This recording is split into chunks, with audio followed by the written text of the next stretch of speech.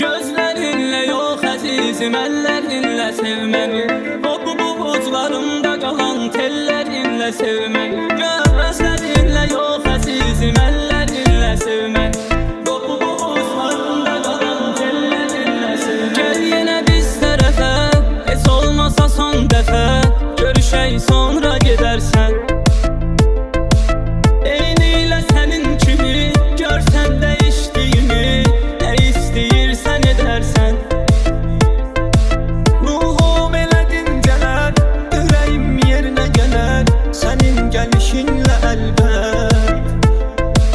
Tanıya bilmirəm özümü, qırışdırıb üzümü yanaqlarımdakı həsrət.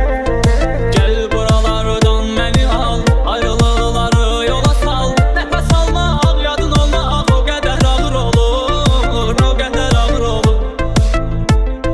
Gözlərinlə yox əzizim, əllərinlə sevməni. O buclarımda qalan tellerinlə sevməni. Gözlərinlə yox əzizim, əllərinlə sevməni. O buclarımda qalan tellerinlə sevməni. Gözlərinlə yox əzizim, əllərinlə sevməni.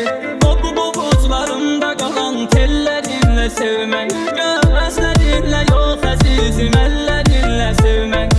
O buclarımda qalan tellerinlə sevməni.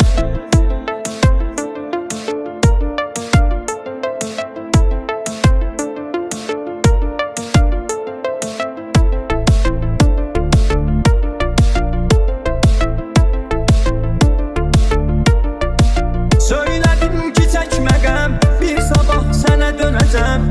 Bu sabahlar niyə bitmir?